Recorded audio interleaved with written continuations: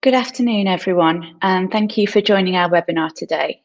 My name is Jenny. I'm the Head of Marketing here at Springboard, and I'll be hosting the session today and guiding you through the next hour. Firstly, just a little bit of housekeeping. If you have any questions for our panelists, be sure to send them over in the box on your screen, which I believe is appearing on the right-hand side, and we'll respond to as many of these as we can at the end of the presentation. If your question is aimed at someone specific, don't forget to mention their name. And just to add a little bit of interaction to this session, we'll be running a few polls, so please make sure you take part in these. So, as we all know, the world of retail reopened its doors in England and Wales on Monday, the 12th of April, followed by the opening of indoor hospitality on the 17th of May, with all restrictions being lifted only last week on the 19th of July, otherwise known as Freedom Day. Springboard's Marketing and Insights Director, Diane Whirl, will be taking us through footfall and market trends since these key dates, as well as providing early insights into the performance of retail stores and destinations following the recent removal of all restrictions. Di is our insights guru and has been analysing and providing insights on retail in the UK for 30 years. She is regarded as one of the leading experts on retail and retail destinations, and it's also named as one of the world's top retail influencers for the last 4 years. With her unparalleled knowledge and expertise in understanding current and emerging retail issues and consumer trends, Di is a regular commentator on the performance of retail for national broadcast and print media and appears regularly on BBC and Sky News. We're also pleased to have two guest panelists joining us today. Simon Heddo, who is the co-founder of Rethink Productivity and works closely with retailers to help with any issues they're facing, especially when it comes to store efficiency. We're also joined by Mike Turner, who is the founder and managing director for Bird & Blend, and he'll be sharing his success story from online retail to bricks and mortar. Thank you both for joining us today. So before I hand over to Di, we're just going to run a quick poll to get your thoughts on how retail performance has been for your store since the removal of all restrictions last week. And that should be appearing on your screen now. So just let that run for a couple of minutes. I think that should be. Keep going. It's still changing.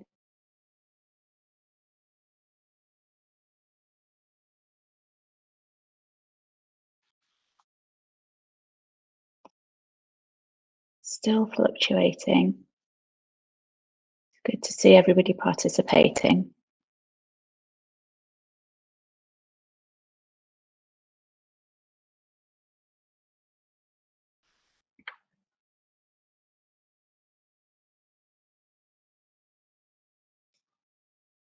So it looks like the majority of you have seen an increase in footfall since last week, which is very positive. And the numbers are still changing. Okay, I think that gives us a bit of an overview. So if we just share the results with the rest of the audience, should be able to see that 65%, around 64% actually have seen an increase in footfall since the 19th of July. 31% are no different to before, and 4% have actually seen a decrease in the footfall, which I think actually leads us nicely into Di's presentation. I'll hand it over to you, Di. Thanks, Jenny. Good afternoon, everyone. It's great to be here. What a difference a year makes. So we've had a roller coaster of the last year or so, year and a half. What I'm going to do is talk through some of the trends that we saw back in 2020 and then lead us through into 2021, and with a brief nod to what may happen in the second half of the year. So looking firstly back at 2020, wow, what a year. I mean, we started the year off very normally, really, from weeks 1 through to week 11, which was sort of the end of February. we saw a slight decrease in footfall, which we had been seeing for the past decade anyway. Every year we'd seen about 1.5% drop in footfall as people migrated over to online spend. And we saw a slightly worse performance in February last year, but we had poor weather. I think everyone, I'm sure it's faded into dimmer distant memory, but so that was quite poor, but actually it was within the bounds of normality. And then, of course, lockdown happened from week 12 onward, and footfall absolutely plummeted like a stone. And we'd never seen anything like this at all. And it was actually 82% lower than it had been in 2019. And really, it has stayed, as you can see, low the entire year. During lockdown 1, it crawled up and crept up, partly with the help of the Eat Out to Help Out scheme, peaking in late August, 25% below 2019. And then that scheme finished, and then we started to have localised restrictions, and we ended up in lockdown 2, which we were released from just before Christmas, and then we went into lockdown 3. So a very tumultuous year, that's for sure. There were 3 key trends that came out of 2020 that I think is really important for us to understand. And I'm sure if anyone's been on any of our webinars before, you'll have picked this up from what I've said previously. But there were, as I said, there were 3 key trends that came out of last year. First was localism. And that's really all about the fact that regional cities, our big city centres, our Manchesters, our Liverpools, our Leeds, fared less well than our smaller high streets. So in 2020, regional cities lost over half of their footfall, whereas in smaller high streets like market towns, they lost just over a third. And that's really because we were in lockdown for a large part of it and we couldn't travel anywhere and we were working from home. But the key thing is that actually reverses the trend that we saw back in previous years. So in 2019, actually what had happened is that it was the smaller high streets that had been struggling, and the drop in footfall in our smaller high streets was nearly 3 times as great as the drop in regional cities. So we'd seen this growth in localism. I think everyone can relate to that. The second trend is the greater resilience of retail parks. High streets and shopping centres lost nearly a half of all of their footfall back in 2020, whereas in retail parks it was a drop of just over 20%. And that was really fueled by the fact that most retail parks had large food stalls. And of course, even through lockdown, we were shopping in food stores, and they were the only stores that were open. But in combination with the fact, it's also the fact that the stores were larger anyway, so people felt safer shopping in retail parks because you're able to social distance more effectively. And also car parking is free and spacious, and they're outdoor environments. So that's really meant that retail parks have been resilient the entire way through, and they're already strong before COVID. And the third trend is online spending and the growth of online spending. So in 2019, the year ended with the proportion of spending online as a total of retail spending was 19% or so. In 2020, that had risen to nearly 28%. And of course it had, because other than out of lockdown, we had no choice really but to spend online. So they were the 3 overriding trends of 2020. We then go into 2021. And really, this is a year of 2 parts, lockdown versus reopening. And lockdown was from week 1, when lockdown 3 was imposed just after Christmas, through to week 14. And over that period, footfall was 60.5% lower than it had been in 2019. So from here on in, we're comparing footfall in 2021 with footfall in 2019, because it's much more relevant, and we'd already passed the date of the anniversary of lockdown 1. From week 15, when retail reopened on the 12th of April, the gap in footfall narrowed considerably, and the average across the period from reopening through to now, about 24%. But you can also see some of the key dates here. You can see the uplift that occurred in week 15 when retail reopened. That week-on-week uplift was over 88%. Huge increase in that week in footfall. Indoor hospitality opened on 17th of May. Really didn't make much difference to the overall picture in terms of UK footfall, partly because restrictions with regard to capacity still held. So the ability for indoor hospitality venues to attract a great amount of footfall was severely limited. There was a little peak around early May bank holiday. The weather was really lovely and people could go out and about. And then footfall slipped back, and you can see the last week of this was last week, week 29, where all restrictions were removed, and we've seen footfall rise a little bit. So some of the numbers behind that trend show that at the end of week 29, so that's the end of last week, footfall was 23.3% lower than it had been in 2019, which was a slight improvement on the week before when it was 24.9% lower. So we've seen a slight increase, and I'll show you a little bit more detail about last week in a moment. So that's really 2021 in a nutshell so far. But also there's some interesting differences between the three main destination types: high streets, shopping centres and retail parks. And you can see that in high streets and shopping centres, footfall is broadly about 30% below 2019 level. And if you were to put a trend line through those, the blue line and the purple line, you'd see that it's slightly upward in high streets and slightly downward in shopping centres, but very marginally. And then that compares with retail parks, where we're sitting on average 3.8% below 2019. So very, very strong. That resilience is continuing. But again, if you put a trend line through that line, you can see it's on a slight decline. Actually, in week 15, it was just 2% below 2019. It's now sitting at minus 3.6. But actually, in a couple of occasions, it's equaled or been greater than the level in 2019. So there are some differences that are starting to emerge and trends that are starting to take place, and we'll watch these unfold as the weeks pass. And then we can look at the different types of towns, because I talked about the localism trend. Well, this really brings into the fore the difference between regional cities and market towns, big cities on one hand, local towns on the other.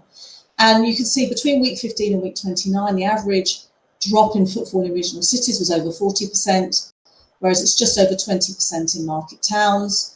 But again, if you put a trend line through that regional cities, you can see a slight rise. So things are starting to climb back in regional cities. Footfall's moved from minus 49.1% year-on-year decline to minus 37.6% in our bigger cities. So people are gravitating back to bigger cities, whilst in market towns it's slipped back very slightly. So whilst big cities are doing better and they're attracting more people, there's still a long way to go. And footfall has slightly lessened in market towns. I've included coastal towns here because, of course, the staycation is a big feature of 2021. And we can see how much they've benefited. Our coastal towns have benefited from people holidaying at home. So on reopening, footfall was 32.5% below 2019. It's now 19% below 2019. And there was a huge peak around early May bank holiday when people gravitated to the seaside towns because the weather was just so phenomenal. So there's some of the emerging trends. And lastly, London. London is really complex retail landscape, so I think it deserved its own slide. And there are massive differences between what's happening in central London and what's happening in outer London. And of course, they're juxtapositioned. What happens in central London affects outer London and vice versa. So we can see central London has fared the worst of all regional cities. Footfall at retail reopening was over 50% below 2019, and now it's crawled up to just above 50%, 49.5%. Outer London, in contrast, around 20% below. So people are still working at home, they're still shopping in their local high streets in and around outer London, and we haven't seen that big race back into the capital yet. So what happened in the first week post Freedom Day? Freedom Day was last Monday, so we've got the latest data. As you probably know, Springboard tracks footfall across around 5,000 different retail destinations continuously, 24 hours a day. So we process that data each day. So we had the last week's data to hand, and we can see that it was a really interesting week. Actually, the week started off with this massive flood of people going out to stores. Footfall on Monday was 16.5% higher than it had been the previous Monday. But then really it tailed away very quickly for the rest of the week, probably partly because the weather was actually so hot, the heat was so intense that it probably deterred people from going into retail destinations simply because it was too hot to shop. But we saw very marginal increases on a week-on-week basis on other days. And actually on Monday, footfall in retail parks dropped below zero. So we can see that whilst we're starting to get slight increases, it's not a major acceleration in footfall that perhaps we'd hoped for yet. What I'm going to now do is just take you through some of the indicators that influence footfall, because these are really critical. Footfall doesn't act in a bubble, it's driven by other factors. And so the key things that we're going to look at are online spending, of course. No conversation about retail is complete without online. Vacancy rates, and we collect these at Springboard every quarter, and data on consumer confidence, because consumer confidence is absolutely key in determining whether people are going to spend money in stores and destinations. So looking at online spending first, this data is from the ONS, and you can see that in January 2020, we started the year with 20% of all retail spend being spent online versus in-store. Now, as we went into lockdown, this rose exponentially and to over 30%, 32.8% of total retail spend. And that's interesting because actually the majority was still being spent in-store, which is fascinating given that the only stores in lockdown that were open were essential stores. And then in lockdown 2, we saw that rose to 36.3%. But since then, it slipped right back to 26.1. So we're sort of sitting midway between the peak and where we started. What we don't know is how much that's going to continue, whether the downward trend is going to carry on or whether it's going to level off. But we mustn't forget that online spending as a proportion of total retail spending was increasing anyway. It actually gone up from about 5% back in 2008. So there was an underlying inherent organic rate of growth in online. So part of that growth is going to happen naturally anyway, and it's not all just about COVID.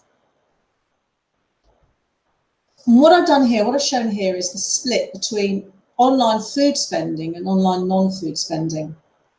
And whilst there was lots of narrative and lots of comment around the fact that everyone was ordering food online, actually, online food spending only represents 10% of total food spending. 90% of food spending was still in store, and it didn't really vary in lockdown. It went up to about 11%. So the majority of people were still going to store to buy food and continuing to do so. In contrast with that is clothing and footwear. At the height of the lockdowns, it was over 50% of clothing and footwear was spent online. Again, interesting given that essential stores were the only stores where we could buy in store, and yet still around about half of clothing and footwear was spent in store, most probably at the supermarkets, of course. And that's now slipped back to around 30%. So whilst very high, we've still got a major portion of spending happening in store. The next indicator I'm going to look at is store vacancies. Now, this is a really important one because this is all about the viability of bricks and mortar retail and the viability of destinations. And clearly, the ultimate result of poor footfall is loss of trade and therefore closure of stores. And so what we've seen over the past year is a significant growth in the vacancy rate, most probably due to retailers closing their doors in lockdown and simply just not reopening. And also we've seen a lot of high profile retailers stop trading over the past year, which has been well documented. But our vacancy rate now is over 11%, and that's at a very similar level to where it was in 2012. So we can see that the impact of COVID has been substantial on the actual built store environment. Conversely, the next indicator is more of a good news story. Consumer confidence is collected by a company called GfK, and this is a really important indicator because the level of consumer confidence feeds directly into how prepared people are to go out to stores and destinations and spend money. If we're feeling confident as consumers around our job and our income, we'll spend more money. If we're not feeling confident, we'll simply rail back on our spending. And you can see the year started back in 2020 with an index score of -9. So it's negative, but it's a low negative. And then, of course, we went into lockdown and it plummeted to over -30% and stayed in that area for most of last year. Latterly, now we're back at -9. So you can see how much consumer confidence has bounced back. And this is a really good indicator of where people might be thinking about things are going in the second half of the year. It's something we just need to log as people involved in retail. Shoppers are feeling more confident, and therefore they may not be spending as much yet, but they're certainly, their confidence is putting them in the right place to spend more going forward. So what is likely to happen in the second half of 2021? Will there be a retail recovery? Well, what I've done here is just set out the pattern of footfall that we traditionally see across the second half of the year. So what we tend to see from June through to December is this upward shift in footfall from June to July, a plateauing in August, and then a decrease in September as the schools go back and people go back to work after summer holidays. And that stays at the same level throughout October, but then starts to move up in November. And that's, November straight December is when Black Friday kicks in and Christmas trade, and you can see the huge uplift in December. And that's a very well-known part of footfall. The question is, are we going to see that this year? And this year is just simply too early to tell. But there are some key influences on retail recovery as I see it over the next 6 months. And some of these are very, hopefully short term and very immediate and very pertinent, and others are more underlying. So the first one is the pandemic. We're all talking about the pandemic, and the influence of the pandemic isn't so much about the risk of and the worry amongst consumers about getting COVID. It's the worry about being pinged and therefore having to self-isolate for 10 days or so, and therefore limiting people's ability to go to work and to go to school and to carry out their normal lives. And so that will actually rail back footfall because people are less likely to go to crowded destinations and stores where they're likely to get pinged.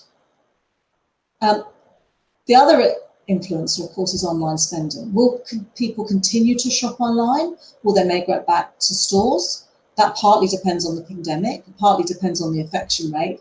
But also the pandemic is starting to influence supply, as we know. We know that some of the shelves in supermarkets are increasingly poorly stocked.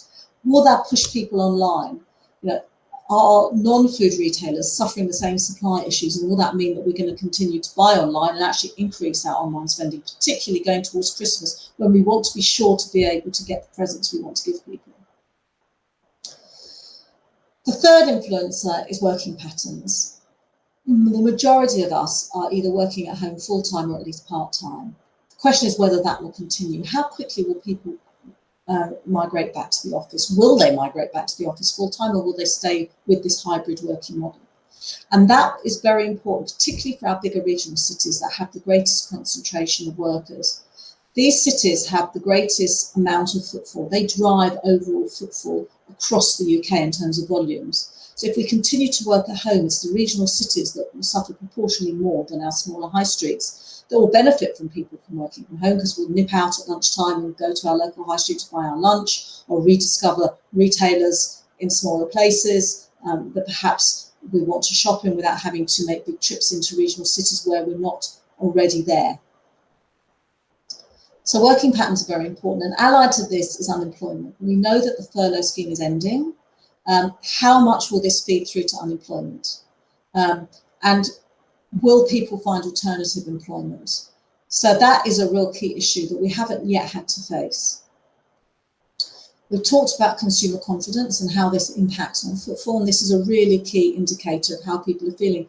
We must remember that the ability to rail back our spending is non-tariffed. It doesn't cost us anything not to spend anything, so it's very easy. If we're feeling a little bit insecure about our employment prospects or our security of job, we just won't spend as much money as we thought we might. And then there's inflation, the lack of supply, the impact of the pandemic, and also Brexit, we mustn't forget, on getting supplies is likely to lead to price rises. We all know that lack of supply is affecting every sector now. We heard about the building sector having a lack of building materials. The car sector is having delays on car deliveries. All of those will feed through to inflation. The good side of inflation is house prices. We know that there's been a demand for removals, and people are moving houses, perhaps out of London into further away so they can commute passively twice a week to their offices. This has pushed up house prices, and we know from history that people feel more wealthy when their house increases in value. So they have more equity in their house, they feel more wealthy, they feel more confident, they're more likely to spend more money. So that's a really good indicator. And lastly, tourism. As yet, we have no overseas tourists to speak of. When will we? And I think that will influence particularly how bigger destinations bounce back. London particularly relies very, very heavily on international tourism. And without that, it's going to struggle to get anywhere near the footfall levels that we saw in 2019.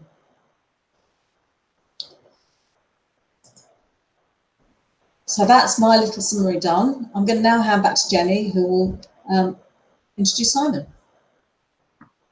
Thank you, Di. That was really interesting, especially just seeing all the trends since Freedom Day last week and how that compares to, from 12th of April. We can clearly see the impact that the restrictions have had on retail and hospitality. I just want to run through a couple of questions that we've had through actually from our audience. I thought now would be timely.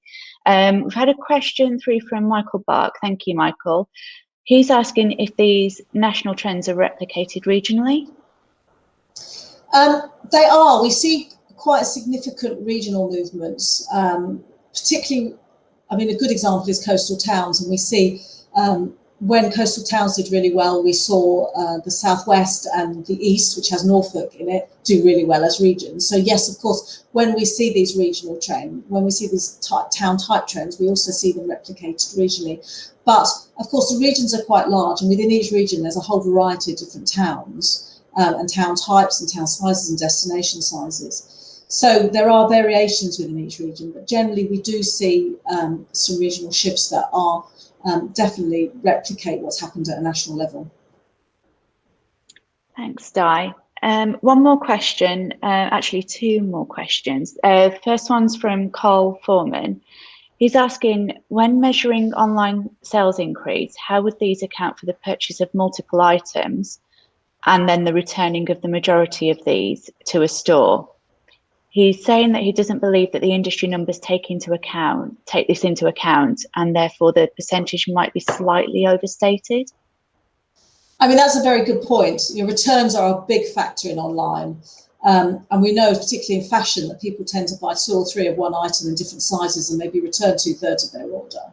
And this is about spend. It's not about items bought. So yes, it will take into account spend, but whether or there will have to be some element of discounting to allow for returns, that definitely. As yet, the ONS aren't clear as to how that is allowed for in their numbers. So we have to assume that that's a constant all the way through. So we're looking at a trend line, and you're looking at there or thereabouts. There will be some variation. It may not be 32.8%. It may be 30% if you take into account exchanges, but certainly it's about spend, and there will be some returns in there, so we need to allow for that. That's absolutely right. Thank you. And one final question before we move over to Simon. This is from John Halliday. He's asking, you said spending still had lots of in-store spend even though only essentials were open. Is this not representing supermarket sales? I mean, yes, absolutely it is. I mean, we've seen how successful the supermarkets have been through the pandemic, and that's really referencing the fact that, you know, the larger superstores particularly sell everything from clothing through to homeware and furniture. And so when we couldn't shop anywhere else, we would shop in food stores, and we know what a successful year they've had. So the sales they've achieved won't necessarily be so fantastic in food, but they will be fantastic in non-food, and they see huge growth. And we've seen the fact that a lot of the large food stores have handed back the subsidies paid by government initially because they've had such a successful year. Fab. Thank you, Di. Okay, so before we speak to Simon, we're just going to run a quick poll.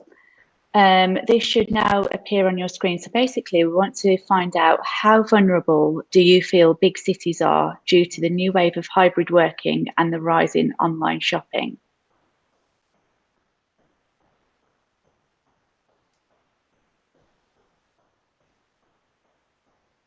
Good to see some confidence in there.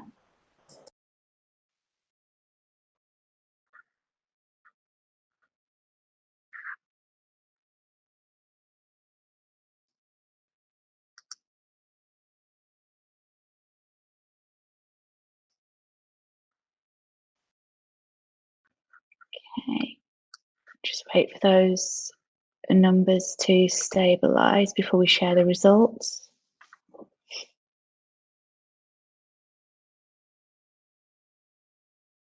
We're we've got 63% so far saying big cities will suffer during 2021 but bounce back in 2022. 30% saying they're still very vulnerable, with only 8% saying big cities will bounce back before the end of 2021. Do you have any comments on that, Di? I mean, that's really interesting, isn't it? Because I think that's essentially that's saying that we don't believe people will return to the office full time before next year. And I think that reflects some of the anecdotal evidence that we've all picked up from people that we know and know in the industry. And a lot of the large employers are saying don't come back to the office till next year. And inevitably that will impact our regional cities. I think what's going to happen long term, and what we're looking at very closely in Springboard, is the impact that has on how people and when people visit big cities. So we're tracking footfall by day of the week to see whether that shifts from the working week through to the weekend. Is Saturday and Sunday going to become more important because we're not in regional cities during the week, so therefore we make our trips at the weekend. But during the working week, with the hybrid working model, are people going to elongate their days? So when they're in the office, perhaps they go in the morning, do all their meetings, and then actually go out for dinner or to the cinema in the evening, so have a longer day. So the evening economy may well be more important and more significant. And in fact, over the last couple of weeks, we've seen bigger increases in footfall post 5 p.m. than we have before 5 p.m. So that is already starting to happen, partly as a result of summer and it's warm and it's light and people are going out. But it'll be very interesting to see whether that trend continues through the autumn into the winter. Great, thank you. Okay, so now we're going to speak to Simon, who will discuss how his business model supports retailers in dealing with store efficiency. Welcome, Simon. How are you doing today? Hi, Jenny. Good, thank you. Thanks for having me on. No worries. So tell us a little bit about yourself and Rethink Productivity. Sure. So my background's retail. So I used to work in, for those that can remember, Do It All and Focus DIY in the glory days, and then moved to Boots and spent a number of years running the productivity department there in Nottingham before we set up Rethink around 10 years ago. And we work with lots of retailers, hospitality companies, pharmacy chains across the world when we can get out and travel, looking at their processes, helping them identify opportunities and create insights so they can make better decisions around either cost reduction, service enhancement, or a mixture of both. We've got 6 million plus benchmarking data points, which makes us really unique in terms of being able to tell you where you sit from a process point of view, where you sit from a time with customer point of view, or maybe a non-value add opportunity point of view that we've built up, all anonymized, but by industry and sector, so we can get some really, really interesting detail and insight to help you on your productivity journey. I wanted just to share a couple of case studies that we've done, just to give you some context. So we work with a worldwide discount fashion retailer. You'll all, I'm sure, have shopped there over time. We won't mention the name, but some key things we found from spending time in the stores, from measuring till transactions and working with their teams. There was a really clear way in terms of process that they could speed up their transaction by circa 7 seconds by dropping and scanning into bag. Lots of different variations observed, but then coupled with payment by contactless, 6 seconds quicker than chip and pin. And as you'll all know, we've seen during lockdown that limit's been increased from £30 to £50, and we expect to see it increase even more. There's a real opportunity in these high throughput environments to really speed up that transaction process. So we don't necessarily need to spend more money to service more customers. And again, some historic ways of working. 1 in 20 transactions was called for a supervisor, and there were some challenges we put back to that organisation around the need to call a supervisor, some industry insight and benchmarking from other similar organisations where that process has been digitised or taken offline, and there's more empowerment to colleagues to make some decisions in front of customers. Working in convenience, we've seen, they've helped us with the supermarkets throughout the pandemic by being able to open and trade, looking at a number of different methodologies and ways of helping them, one, create their productivity roadmap and understand the opportunities, and two, drive that through their new layouts, new formats, new ways of thinking. So we spent some time looking at their activities. How long do things take? How consistent are they over a number of locations? Are they different by different types, different formats of stores? Using a methodology called efficiency study. So we look at how people spend their time in terms of a whole store team in this example, how much time spent with customers, how much time is spent on task and process, and how much down in effective time there is. And the really interesting thing for us is an efficiency study. Lots of organizations think they're very customer centric and spend lots of time with customers. They're all quite surprised when the information comes back, and actually they spend 2 or 3 times as much time working on replenishment, stock, admin work than they actually do with customers. And there lies the big opportunity to serve more, deliver more service, and kind of upsell and increase the average basket size. And then role study. Again, with this organization, they really wanted to understand, what are my specialist roles doing? What are my store leadership teams doing? How much time do they actually spend with colleagues? How much time do they actually spend with customers? And what things are they doing that maybe we're overpaying for that work? So do we want expensive shelf fillers? Maybe we're doing certain types of stores or certain types of format. Or actually, do we want to free those leaders up to be more creative, to engage more with the colleagues, to drive performance, to really lead and drive the service aspect rather than be expensive shelf fillers?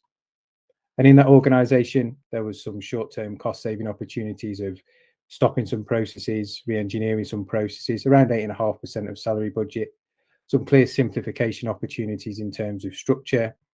And again, as I'm sure most of you will have seen, lots of the organizations, certainly retailers that were open during the pandemic, have moved to working with Deliveroo, Uber Eats, Just Eat, and all those other organizations.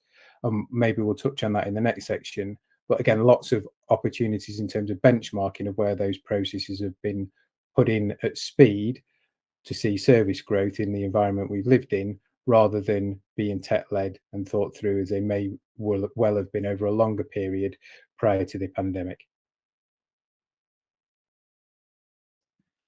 Great, thank you, Simon. Really insightful. It's great to see how retailers are benefiting from the efficiency studies taking place. So I've got a couple of questions for you, actually. Sure. First one, are you helping retailers with different issues now than before COVID, or are they still pretty much the same? There's some consistent themes, absolutely. So again, people really looking at the opportunity to streamline cost. So they've got some options maybe to invest in service. There's always been this kind of retail experience drive that we've talked about for years. People seeing that now more than ever as a way to move forward in terms of being different. And as ever, people are always looking for opportunity to do things at a cheaper cost. We live in a world where the cost of goods is going up. It's more difficult to bring them over to this country. So certainly in retail and hospitality, the cost base is going up. So where are the efficiencies? In saying that, there's some new things that are coming through as well. Lots of retailers certainly looking at store of the future now. Is it fully contactless? Is it fully cashless? Is it fully self-scan? You know, we've got some crazy things going on in hospitality with robot vacuum cleaners. So where can we get tech to do some of the work to, again, free up people to serve? If I can share one example with you, back to the kind of Deliveroo point I made earlier, we've seen things where processes have been put in during the pandemic quickly, and rightly so, to help those organizations service and keep us with the things that we wanted to purchase from them. But now they're starting to review those processes because the process was maybe before the tech, where in kind of normal times the tech would be before the process. So we've got an organization that put in a picking process in store so they could fulfill customer demand during the pandemic. And an example is they'd pick, say an order comes in of 40 items, they'd pick 39, item 40 was out of stock. So there was no mechanism to refund that single product, to offer a substitution. They had to cancel the order, send it to another store to pick, then put back all those 39 items. So they've picked 39, put 39 back, and the store have taken the labor cost. They passed it to another store to pick, and potentially they could have the same problem. So now they're readdressing that with kind of the tech that they use and enhancing some of the functionality to part pick, to be able to refund, to offer substitutions. So those are some of the themes we're seeing, as well as those really clear drives now on, are my specialist roles doing work that drives the benefit the incremental pay gives them? You know, a butcher, a baker. In a supermarket, you'll see somewhere the counters haven't reopened yet. And leadership roles, where's the overlap? Where are they doing things that maybe we could get colleagues to do at a lower cost base to free them up to drive service and performance? That's really interesting, Simon. I've got a bit of a question. Longer trading hours. Yep. It's a bit of a hobby horse of mine, retail trading hours. We've had evidence for years and years and years at Springboard that footfall in the morning is at the lowest of any part of the day, and yet retailers continuously open at 9 or 9:30 and shut at 5. Whereas actually, even when the world was pre-COVID, it was much busier at 5 o'clock than it was at 9 o'clock, and yet people didn't stay open late. Possibly in London they do, but not outside London. Has any interest been shown by retailers to relook at trading hours? I think that there certainly are some that are looking at it from a cost-based point of view. So can we condense the hours if I'm not having to serve the likes of Deliveroo and Just Eat to pick up? So maybe non-food more than food. Can I condense those hours? I think that the challenge is then, can I do the work I need to do that's not customer facing within those hours without disrupting my peak customer times? We've seen supermarkets kind of pull back from those 24-hour trading stores that was the key drive maybe 5-10 years ago. And I think we've also seen organisations where they may have pushed their staff into later in the day, and difficult at the moment because footfall trends and shapes, as you've been through, are very difficult because of the last 12 months worth of data. But if I've got people in store early and maybe I've got a self-checkout option, it's not going to cost me any more to keep the store open. I've got people in there putting stock out, I've got the lights on, but I'm being smart because I don't necessarily need a cashier as well, or can I take mobile payment? So I think it will be different by different sector and industry. I can see some sectors really condensing hours, maybe moving later opening, later closing, so 10 till 6, 11 till 7 maybe even. Others, I think, will maybe even play with the other way of, if I'm picking the customer orders for home delivery through the night, is there an economy of staying open again or not? They may go back around that circle in the more supermarket stroke convenience world. I think it's difficult to tell, but I do know that lots and lots of our clients are reviewing, and even to the point of having non-standard opening hours, so different by geography. That's interesting. That is really interesting, because I think that naturally plays into the demographic of the catchment, and it should reflect the nature of the catchment that they're trading in. I know it's hard if you're a retailer with a store network of 150 stores to manage that process, but actually maximising the potential of each catchment area is bound to be key. Yeah, I think the thing we see, and it's a really small detail, is for retailers just making sure the websites are up to date with opening hours. When we're out doing study work, we always check. Maybe we're studying store in X location, we'll just do a bit of a check on Trustpilot. We'll check the website for opening hours, and the amount of times they're an hour out either way, it's kind of fine if they're open earlier because you don't disappoint the customer. But lots of times they're open an hour later, and you then disappoint the people that turn up in an hour slot. That's fascinating. It's a simple mistake to make, but hugely valuable or costly, depending on the way you look at it. Yeah. Thanks, Simon. Thank you, Simon. That's really, really, really good. We're going to run another poll just before we speak to Mike and hear his success story. So the third poll of this session should be running now. What are the biggest issues faced by bricks and mortar retailers on the road to post-COVID recovery? Now, we've listed 3 options here. If you feel like you're facing any other issues, please feel free to put them in the comments. It'd be interesting to see any other responses we receive.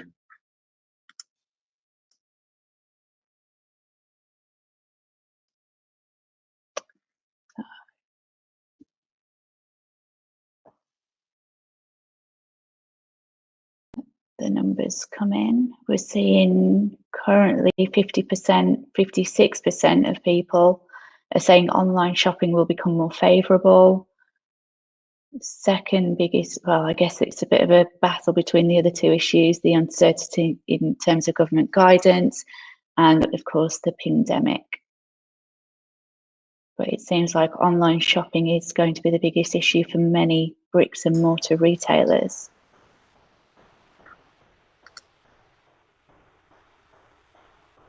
Yeah, that's fascinating, particularly currently with the pandemic and the lack of supply among certain sectors. I think, yes, it's always been an issue for retailers. I mean, Mike, and he's luckily been on the other side of it. He's actually been able to exploit online and come latterly to bricks and mortar. But the expense and the investment required to create a successful online platform is beyond the reach of many retailers who have legacy networks that are predominantly store-based. So we shall watch this very carefully and see how online pans out. Thank you to everyone who's just participated in that poll. Now we're going to speak to Mike, who is from Bird and Blend.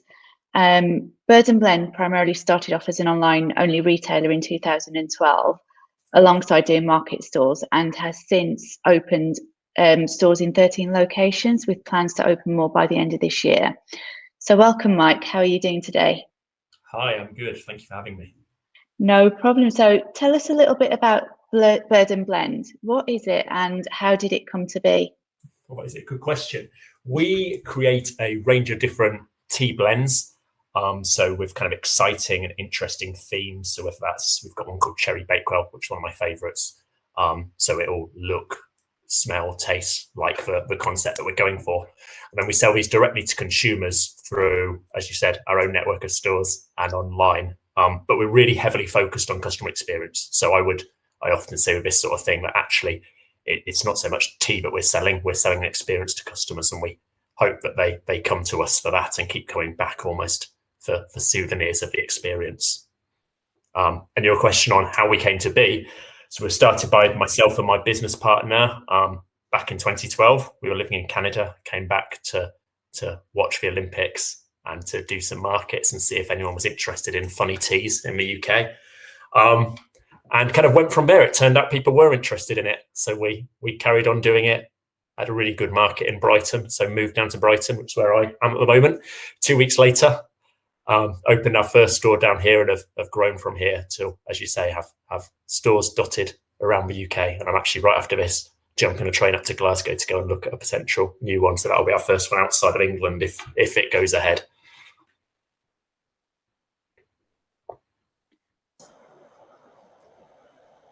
Brilliant. So, I mean, Mike, it's fascinating to hear from you because you've been online first and now you're turning to stores. So what are some of the differences that you've experienced between trading online? I mean, there are clearly obviously some, and what are the greatest challenges you've experienced through having stores, and also some of the advantages of having stores versus online? So there must be advantages, otherwise you wouldn't have done it. Wouldn't be doing it, sure. So for us, they're far more linked than I think most people see them. When you were talking before about kind of traditional retailers who then have to add on an online experience afterwards, ours has always been totally linked from the start, and we're now taking the opportunity to try and link up the data a little bit better. And although we were online initially, you were correct, we were doing online and markets, so they might not have been physical stores which were there the whole time, but they were the equivalent in terms of what we could afford at the time. So actually the model hasn't changed of us having a physical presence and a virtual presence, and it being really important for us in the sense that the majority of our customers are introduced to us through a physical environment initially at the start through a market stall, now through one of our stores. And that's where they're given a great experience by a member of the team, by me to start with, now by a member of the team.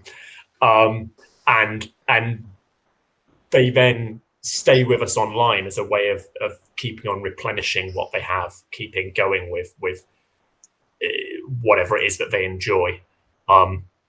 So I think that's how it fits. In terms of challenges, I'm sure everyone on the call has the same ones in store. You need a lot more people. As soon as you have people, there are certain challenges there. So that would be the biggest one this year, or the last 18 months or so. Definitely hasn't lacked challenges for the kind of store environment. But we don't see them as two separate things in the same way as a lot of people do. For us, they're totally intertwined, which I think is the way things are going. Yeah, absolutely. And how do you feel about, what are the challenges in terms of delivery? Because you talked about experience, and you're an experience, you're a destination really, and then you're a destination that hopefully they'll walk away with some tea. So how do you then continue that experience online? Because when you're not touching, feeling and smelling, particularly smelling with tea, you're missing one bit of your senses, aren't you? So how do you plug that gap? Absolutely. That's the biggest challenge that we have faced and continue to face. But we think that the experience that we offer in our stores is pretty good. I don't want to say we've perfected it, because it's one of those things which you're always working at, but we have team members who are able to give brilliant personalized experiences to someone. And as you say, using all of the senses, less so now with masks and screens and the rest, but when that all goes away, and how we deliver that same thing to a customer through a screen is very, very challenging.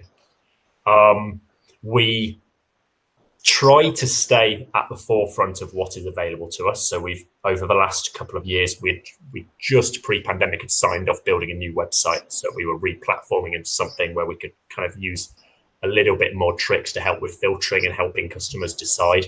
That's kind of a fundamental bit of our customer journey. We have 150 or so teas on sale at one time. How do we find the perfect one for them? So we can work on that filtering, we can work on the visuals and the kind of stuff which any company can do, reviews, user-generated content, all that sort of thing. But the other thing which I think is where we've really worked is outside of that pure sales journey. So what comes in the box? You know, every customer who's ever ordered from us online has had a handwritten note thanking them. When it started, that was from me.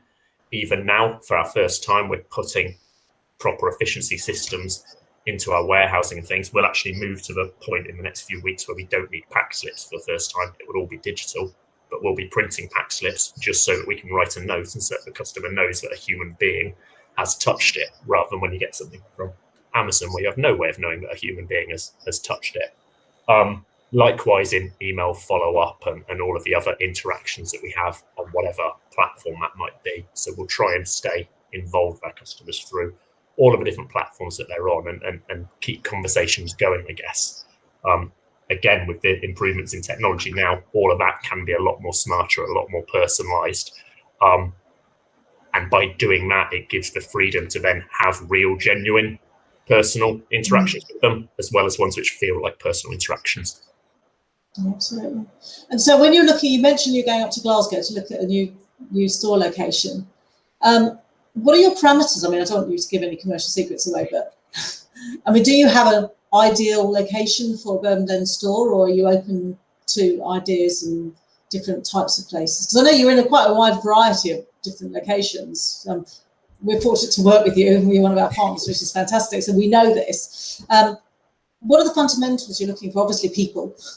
People, yeah. Our fundamental thing that we're looking for are the kind of key regional retail destinations, which I know in one of your slides you said right now are struggling a little bit, but I think for us and our model of you know, not needing someone to come into us every week, but maybe wanting them to come into our store a few times a year and then buy online through the rest of the year, that kind of key hub. Nottingham, as Simon mentioned earlier, we have a store in Nottingham for the East Midlands. That's the biggest hub. Brighton, you'll know a lot of people come down from London. Those sorts of places are kind of top of the list.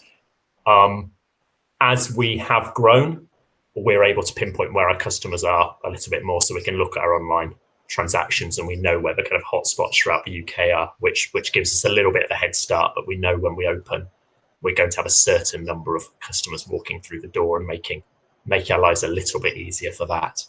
But there are a range of bits we look at. You know, we look at what the demographic info is and all that sort of thing. We know we do really well in towns with a higher proportion of highly educated people. So whether that's a university town or a town with a lot of knowledge-centric companies, it's probably on a sort of data-centric company like yourself and Simon's. I might be about to sound very non-data, but also, frankly, places I'd like to go and visit. They say that though, don't they? They say that an office is based where the chairman lives, but yeah. If I want to go and visit it, probably our customers want to go and visit it as well. So that tends to fit fairly well. Yeah, absolutely. And I mean, you touched on the data point actually, because I guess you're data rich online. You know, you have lots of data about where people live and how much they spend and how frequently they visit the website. So, but the data in store, I guess, is harder to come by. Yeah, absolutely. It's harder to come by, but I would say that for our size, we have always probably been a little bit ahead of where most businesses our size would be. So we started working with you guys when we had 3 stores, I think 4 stores. Yeah. The till system that we use at the moment gives us a reasonable level of data. Where, as part of the project I mentioned before, we're actually linking all of our systems together at the moment, so that we can start doing some of the clever stuff that we can do for online customers for our in-store customers as well. And it allows us to give everything starts with what gives the best customer experience, because I fairly passionately think that's why customers continue spending. You can get great tea from Tesco now, you don't need us, but they must have some sort of emotional connection to shop with us. So everything is about how can we build that. So right now we're trying to move our systems across so that it doesn't matter if they've shopped online or in store. We'll be able to see their whole history in store. We'll be able to see what they've had. If they say, oh, I got this 3 years ago and I can't remember what it was, we can tell them there and then and tell them what's similar to it, what they might like.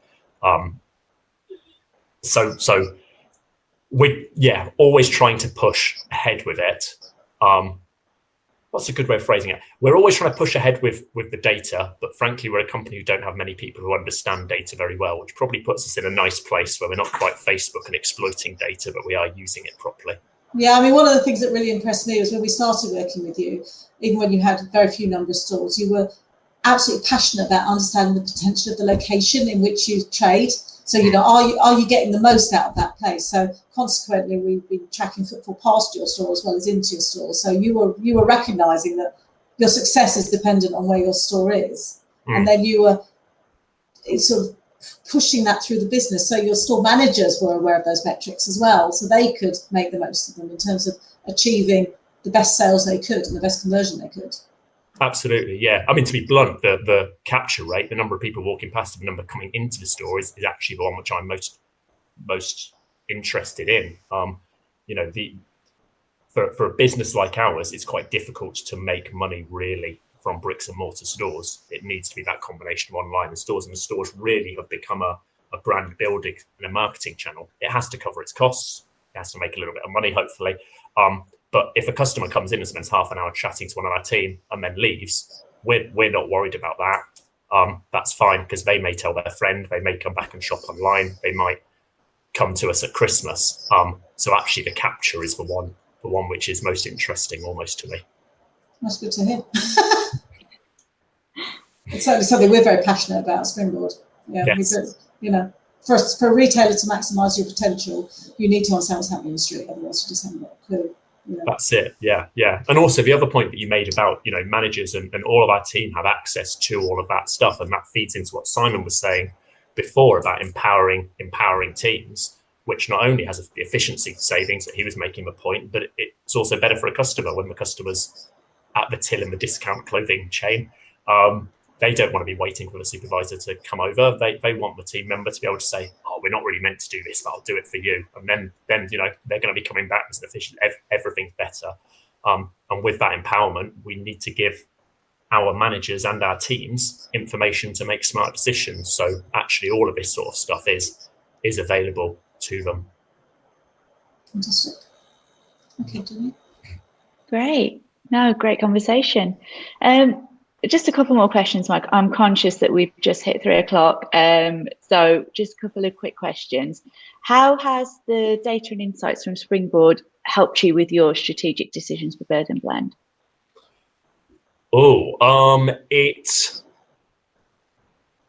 It helps us with I guess the biggest strategic decision we're always making is how we're best using our stores. And that kind of fundamental bit of, are we capturing people walking past? Are we making people aware of what we're doing is key. I mean, there isn't another way of doing it. Before we had it, our store managers would say, oh, I've been chatting to everybody else on the street and they all say this. They continue to say that occasionally. But it often, the general consensus, particularly in the areas where our stores probably are, doesn't often bear out the realities that the data is showing. So it's quite useful to give managers the chance to see that and learn that lesson for themselves. We're often in very independent shopping areas, and often people who run independent shops have a surprisingly negative view of the world, considering they're obviously a positive person who opened it. Yeah. Great stuff. So, a final question. What are your plans for Bird and Blend over the next 3 to 5 years? Where do you look to take it in the future? Sure. So I'll be able to roll this one straight off the tongue. So we're actually just starting a funding round at the moment for our next 3 years of growth. We are wanting to continue opening stores. So our intention is to open 4 a year over the next few years. We, just before the pandemic, for the first time, were starting to invest in our website. So our website had kind of ticked along on the side and was doing very well. You know, it was doing a few million at that time. But it had zero advertising spend. We've started now putting things in and really think that pushing the website is a core part of what we're doing.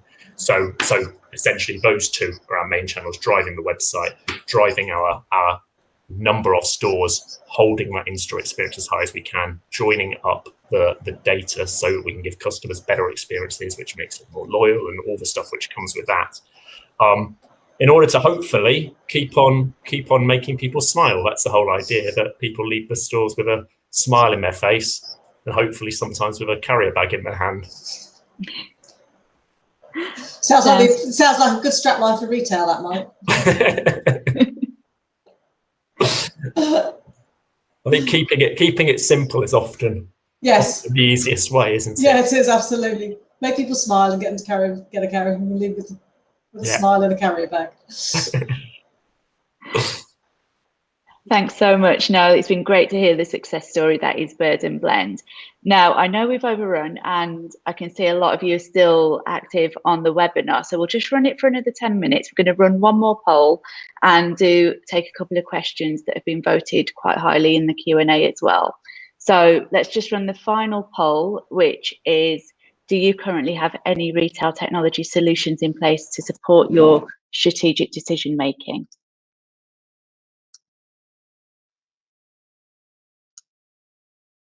Just see the results come through very slowly. Interesting to see that over 50%, that's actually just switched. Over 50% are currently tracking footfall, but around 40% don't actually have anything in place at the moment.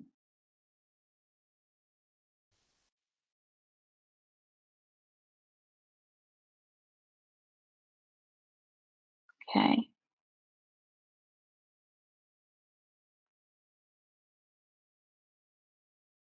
67% are currently tracking footfall. That's good to see.